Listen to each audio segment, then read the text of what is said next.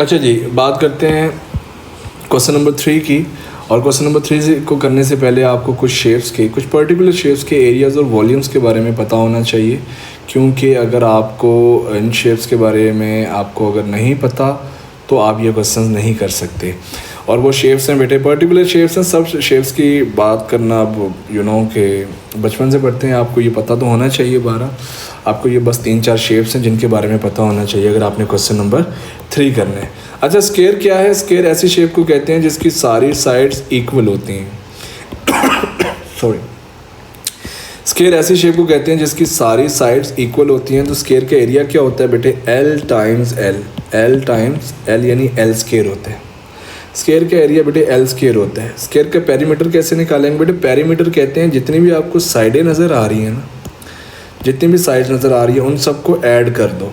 कितनी साइड्स हैं? L plus L plus L plus L। कितने L's हैं? 4L, 4L आ गया। पेरीमीटर बेटा जितनी भी साइडें होती हैं शेप की, उनकी बाहर वाली साइड्स को आपने ऐड करना होता है। सर्कल क्या होता है? सर्कल की बात कर लेते हैं। Circle is also a 2D shape इसको बोला जाता है। इसका जो एरिया होता है बेटे वो पाई आर स्क्वायर होता है, which you have to memorise. Actually आपको अब ये मेमोराइज करना है। सर्कल की बाउंड्री का नाम क्या होता है? बाउंड्री का नाम सर्कमफेरेंस होता है। सर्कमफेरेंस का फॉर्मूला 2 पाई आर होता है। ठीक हो गया। बस ये 2 चीज़ें पता होना चाहिए कि सर्कल का अपना सर्कमफेरेंस क्या होता है और सर्कल का एरिया क्या होता है। क्यूब बेटा 3D शेप होती है। क्यूब देखें ज़रा किस टाइप की शेप को दिखा रहा हूँ मैं। क्यूब एक 3D शेप है। और याद रखिएगा, क्यूब की 2 बातें बता रहा हूँ। क्यूब हमेशा स्क्वायर से मिलके बनता है। क्यूब के जितने भी आपको फेसेस नज़र आ रहे हैं ना, वो सारे के सारे स्क्वायर हैं। एक बात कि वो सारे के सारे स्क्वायर हैं।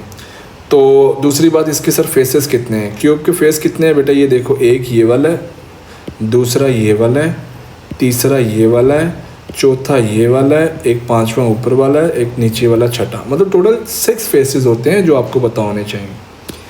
ये देखो, ये जो एक सिंगल फेस है ना, ये स्क्वायर है। तो स्क्वायर का एरिया क्या होता है? L square. तो एक सिंगल फेस का आपको एरिया पता है ना, L स्क्वायर।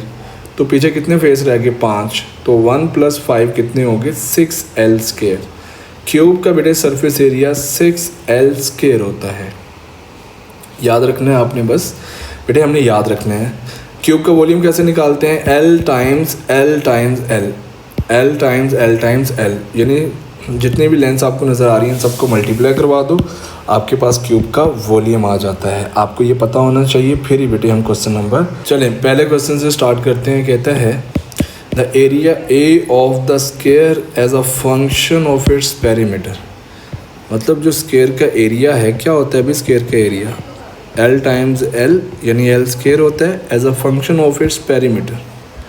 जी बेटे, सर्कल का स्क्वायर का पेरीमीटर क्या होता है? स्क्वायर उस शेप को कहते हैं जिसकी ऑल साइड्स इक्वल हों। तो पेरीमीटर क्या होगा?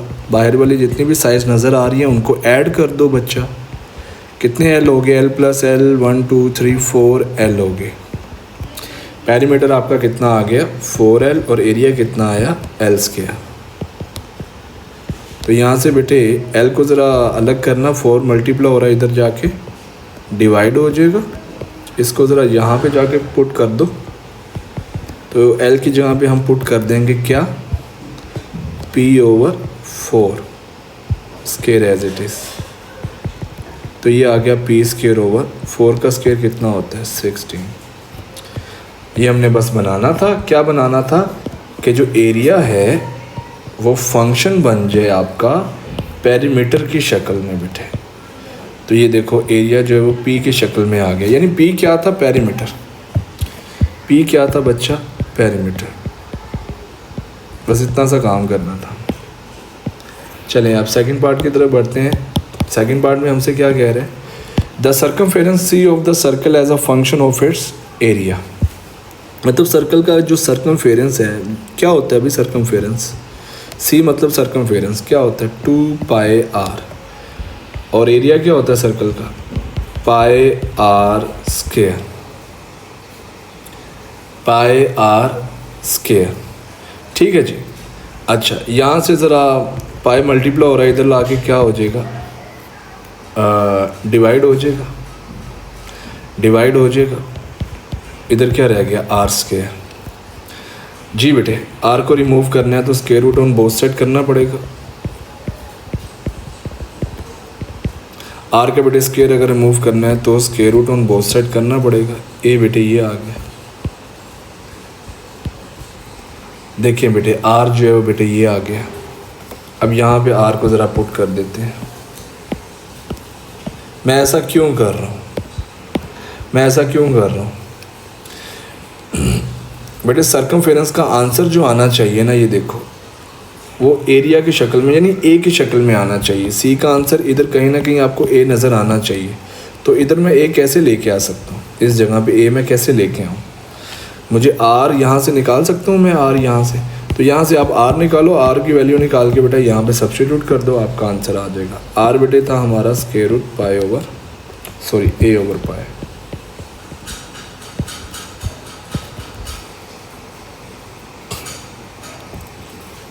अरे sorry, it's my mistake. R की जगह पे मैं पुट कर रहा था स्क्वायर रूट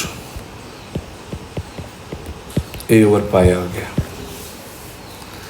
अब थोड़ा और सिंप्लीफाई कर सकते हैं, बिल्कुल सर कर सकते हैं। 2 पाई स्क्वायर रूट ए, बेटा स्क्वायर रूट इसको भी मिलेगा, स्क्वायर रूट इसको भी मिलेगा, यानी स्क्वायर रूट क्या होता है बेटे 1/2। जी बेटा इसकी पावर 1 है, इसकी पावर 1/2 है। तो 1/2 जब ऊपर शिफ्ट होगा तो इसकी पावर क्या हो जाएगी? -1/2 हो जाएगी, साथ में स्क्वायर रूट है। थोड़ा और सिंप्लीफाई कर रहा हूँ जस्ट। तो यहाँ पे बेसिस सेम है तो पावर्स क्या हो जाएंगी? ऐड हो जाएंगी। तो ये आ जाएगा 2 पाई, एलसीएम लो बेटे 1 - 1/2 का, तो 2 - 1/2 यानी आंसर आया 1/2 स्क्वायर रूट ए। तो ये क्या लिखा हुआ है? 2 स्क्वायर रूट पाई और ये स्क्वायर रूट ए लिखा हुआ है। तो दो स्क्वायर रूट टर्म्स अगर मल्टीप्लाई हो रही हो तो एक सिंगल स्क्वायर रूट में आ सकती हैं, बिल्कुल आ सकती हैं। That is the final answer of circumference as a function of its area. दोबारा देख लें बेटे, कोई मुश्किल नहीं है। आप लोगों को बस सर्कल का क्या पता होना चाहिए कि सर्कल का सर्कमफेरेंस क्या होता है, which is 2 pi R. Circle का एरिया क्या होता है? वो होता है एरिया होता है पाई आर स्क्वायर। अब सर्कल का जो आंसर लाना है बेटे वो मैंने ए की शक्ल में लाना है। ये इंग्लिश क्या कह रही है, इस इंग्लिश को अंडरस्टैंड करो कि सी का आंसर किस में आना चाहिए? ए की शक्ल में आना चाहिए। तो सी का आंसर अभी तो ए की शक्ल में नहीं है ना, तो हम आर की वैल्यू बेटा आर को यहाँ से निकालेंगे, इसके एरिया से। आर को यहाँ से बेटे में अलग करना है तो ऑब्वियसली पाई को आपको उधर भेजना पड़ेगा। फिर स्क्वायर रूट लिया, आर को मैंने अलग करके मैंने यहाँ पे पुट किया और आगे मैंने बस सिंप्लीफाई किया तो ऑटोमेटिकली फंक्शन बन गया है। अच्छा सिंप्लीफाई ना भी करो, यहाँ पे भी छोड़ दो ना, अब तो कोई मसला नहीं, इट्स इनफ। यहाँ पे भी छोड़ दो, कोई ज़रूरी नहीं पीछे वो आंसर उन्होंने आपको यहाँ तक दिया था तो मैंने करवा दी है, ताकि आप लोग सोचें ना कि सर यहाँ तक तो नहीं था आंसर। तो ज़रूरी नहीं है, बस आपने फंक्शन की शक्ल में एक्सप्रेस करना था, वो हो गया। Surface area of cube. जी बेटे सरफेस क्यूब का एरिया क्या होता है? क्यूब का एरिया होता था 6L²। क्यूब का वॉल्यूम क्या होता है? सबको याद है, L टाइम्स L। देखो भाई ये लिखवाया था मैंने, वॉल्यूम था L टाइम्स L। तो वॉल्यूम कितना आया? L3। अब आपका आंसर ए वाला जो एरिया का आंसर है वो किस शक्ल में आना चाहिए? इंग्लिश पढ़ें भाई। एरिया का आंसर बेटे वॉल्यूम की शक्ल में आना चाहिए। एरिया का आंसर एज अ फंक्शन किस में आना चाहिए? वॉल्यूम की शक्ल में। लेकिन एरिया तो फ़िलहाल L² की शक्ल में। वी कहीं नज़र आ रहा है आपको? नहीं नज़र आ रहा। तो बेटे यहाँ से ज़रा क्या करेंगे हम? L को निकालो भाई। L कैसे निकलेगा? Cube root on both side, तो ये कैंसिल हो गया, उधर रह गया L। तो L बेटे ये आ गया। ये पावर क्या है? क्यूब रूट मतलब 1/3। परेशान नहीं होना। तो L को बेटे मैंने सब्जेक्ट बना लिया, इसको यहाँ पे पुट कर देते हैं। 6L की जगह पे क्या आ जाएगा? L की जगह पे बेटे V की पावर 1/3 आ जाएगी। तो 1/3 बेटा 2 से मल्टीप्लाई होगी तो आंसर क्या आ जाएगा? 2 × 1/3, तो आंसर आया 6V की पावर 2/3। तो लो जी, हमारा एरिया जो है वो as a function of volume निकल आ गया है। हमारा एरिया क्या हो गया बेटे, as a function of volume में शिफ्ट हो चुका है। बस यही हमारा गोल था, यही हमारा काम था, कोई मुश्किल काम नहीं है। हमारा गोल ये था बेटा इस सारे क्वेश्चंस के अंदर कि हमारा जो पहली लाइन है एरिया के लिए, उसको शिफ्ट करना है वॉल्यूम यानी वी की शक्ल में। तो वी कहाँ से लेके हैं, वी के लिए बेटा आपको यहाँ से एल को ज़रा अलग करना पड़ा। एल जब आप अलग कर लोगे तो एल को यहाँ पे पुट कर देना।